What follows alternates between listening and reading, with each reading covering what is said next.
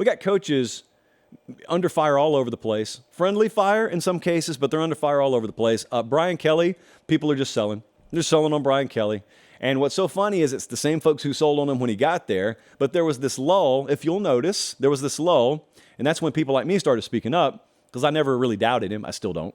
I never doubted him when he got there. In fact, I thought he was going to be a big winner at LSU. Still do. And when he started winning a little bit last year, the doubters silenced themselves. But like we always say, when you start winning, when you start succeeding in life, it's like you throw your doubters out the window. But they don't die. These people are like cockroaches in terms of mentality. They don't die. They're just down in the parking lot doing push-ups. They're going to run right back up the stairs, and as soon as you trip up a little bit, there they are again. And the Brian Kelly haters and doubters, whichever way you want to classify yourself, they're back. Why? Because he had the audacity to lose a football game. And he lost pretty emphatically in opening weekend. I'm going to talk about FSU at the end of the show. And for those of you asking why I haven't done it, we haven't had a show since the game. That's the only reason. No FSU hatred here. That's the only reason. So stay tuned for that. Brian Kelly, how dare you? What gives you the right? Well, the first thing I think that happened is I think they played a really good team. I think they played a really good team down in Orlando. I would hesitate for just a second to start throwing arrows Brian Kelly's way until you see what Florida State does the rest of the way. Because it could be that they're a double-digit winner in every game up until the ACC championship game, for all we know. But let's just capsule that for a second, because I know what my friends in Louisiana are saying. They're saying, well, we don't care whether Florida State beats the ACC into a coma. We're LSU. It's not supposed to happen to us. That's true. You're right. I think here may have been the mistake. A ton of stock was put into that win over Alabama last year. Ton of stock. And here's the thing. If Bama was rolling everyone else last year and it was just LSU that beat them, then that'd be one thing. Bama was in one-possession games like every week last year, and you were in one with them too, just like Texas was, just like A&M was, just like Tennessee was. Did we call any of those teams elite? Did we thrust any of them into the top 5 coming into this year? No, we did not, but we did with LSU. Now, that's fine. I participated, not quite to that degree. I participated in a lot of the hype with this team. I still think they're a really good team. But when you beat Alabama these days, people put the equivalent of like 3 wins in the bucket when you do that. And it's a big deal. It is, but it's about so much more than that, is what I'm trying to say. So they had to portal in an entire secondary. I think we probably should have played the clip tonight, but I'll just tell you what happened. When we sat down with him at SEC Media Days, we had him on this show, and he said, I got to admit to you, when I asked him about it, I asked him about that secondary, he said, I got to admit to you, it's a red flag. We shouldn't have to do that. And he said, in years to come, we won't have to do that. But we had to do it right now. Folks just don't want to hear that. I know how it is, guys. I know how it is in August. I know what practice report season is like. We know what PMS is, Preview Magazine Syndrome, for those unfamiliar. We know how it works around here. You don't want to hear that going and getting DBs from Syracuse and Southeast Louisiana may end up with play in your secondary, tantamount to what you would expect from guys who came from those places. No, you want to hear that your staff found diamonds in the rough and that every transfer portal kid who comes in, no matter if they're outsized by half a foot per man in your opening game, they're just going to be able to magically step up. Well, this is not a fairy tale world. It's kind of like Shawshank. Prison, no fairy tale world. Neither is playing Florida State with giants out wide. So that happened in week 1. Now, they got blown out by Tennessee last year and responded fine. And I think they'll respond fine this year. Like, I trust the mental resolve of that team a whole lot more than that. But here's what I would like to do. Since we've got a few days, and they play a tune-up game this week, and then they go to Mississippi State in 2 weeks, actually. Since they do that in 2 weeks, could I just get as many of you on the record as possible? You know what, Colin and Jesse, maybe we ought to redo that exercise. What is your opinion of? And we'll just get an opinion of Brian Kelly, and we'll just crystallize all that. Because LSU is going to be in the championship hunt more times than not with him down there. I'm talking about SEC championships, and the playoff's going to go to like 47 teams, so probably the playoff as well. They'll be fine. I have so little doubt about that. It's just that I'm going to use this quote again in like 5 minutes, so bear with me. progress is not linear. Everyone would love, hold on, let me make a helpful chart for you here. All right, if you're listening on podcast, just imagine a straight line. Everyone would love progress to look like this. But in reality, progress sometimes kind of looks like that. And you are here. If you're LSU right now, you are there. But it doesn't mean you're not still headed in the right direction. So all I'm saying is I'm still in the Brian Kelly camp. Ryan Day is dealing with it in Columbus, Ohio. Ryan Day, what did they have the audacity to do? Win a conference game by 20. It was uninspiring. The offense was very, very, very tough to watch.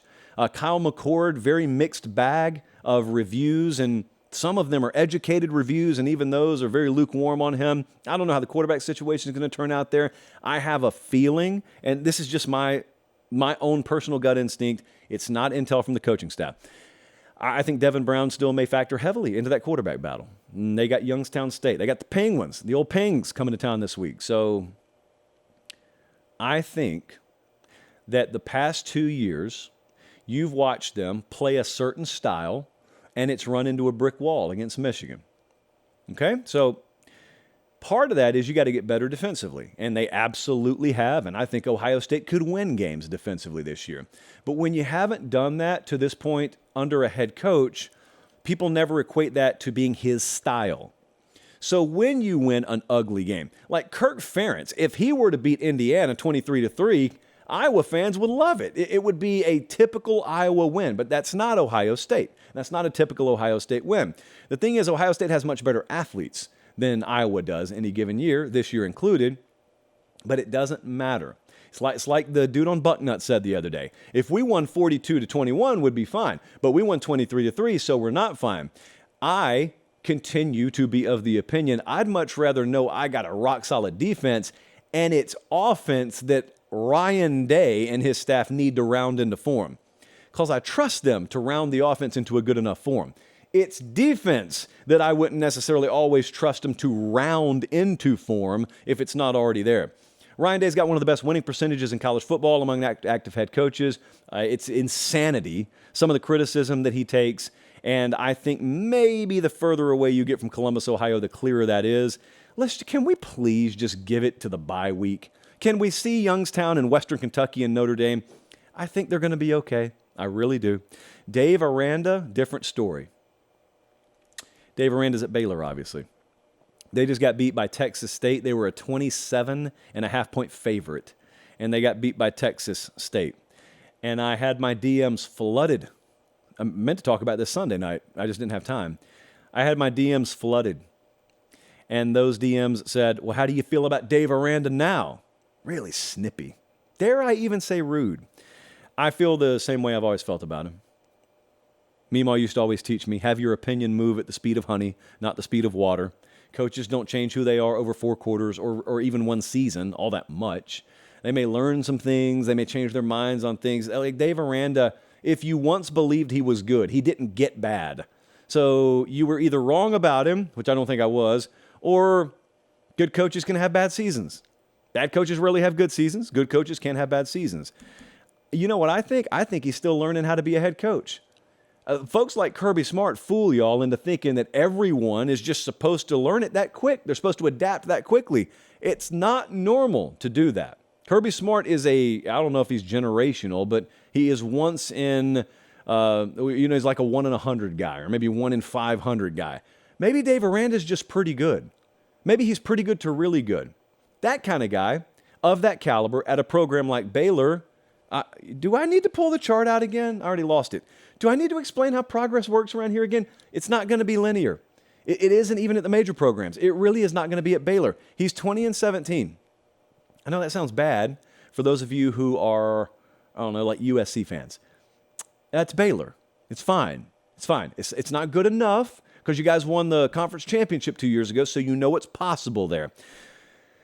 What I'm trying to say is, number one, like I said, progress is not always linear. And number two, it could just be that he wasn't doing it the right way. I happen to know that's the case in a couple of different categories on the more philosophical side of things with Dave Aranda. I think he got 1 year 2 years into his tenure as a head coach and thought to himself, nah, I'm not doing that right. I'm not doing this right. I don't think that they handled the portal well. I don't think they were aggressive enough in it. I think they realized that. But here's the thing. There's no quick fix for that at Baylor. At Georgia, there may be a way to at least cover it up. At Bama, there could be a way where even if you have deficiencies, you're a 10 or 11 win team. That's not Baylor. And so I think Dave Aranda's going to be fine. And you know what? I think he'll get it right at Baylor. And if he doesn't, they'll end up firing him, and he'll go be a great defensive coordinator somewhere for a couple of years, and he'll get another shot, and I'll bet on him to succeed there.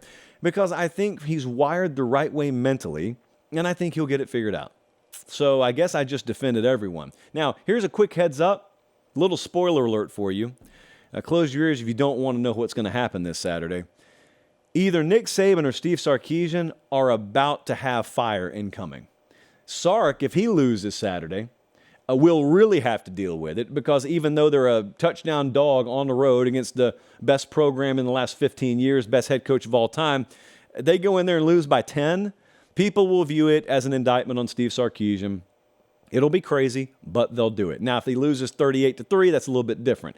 Mario Cristobal and Jimbo Fisher play each other Saturday. You talk about toxicity for the loser, and especially if it's Jimbo, toxicity overload. They looked really good in week 1. And so if they go down there and the net result is the offense reverts back to form, which is not a good thing, then yeah, it's going to be really uncomfortable. If Mario Cristobal, if they lose by 17, it'll be like people think, oh, I don't think these spark plugs work. I think the wood is wet here. Like maybe we'll just never get it together. Maybe Mario Cristobal is a fraud. Maybe Jimbo Fisher is a fraud. Hey, they're going to be the same coaches. After 4 quarters this Saturday, they'll be the same coaches they are now. So if you already doubt them, I don't have a problem with you maintaining your doubt. But if you don't doubt them now, there's nothing that changes over 4 quarters. Your resume changes. Who you are on the inside, that doesn't change.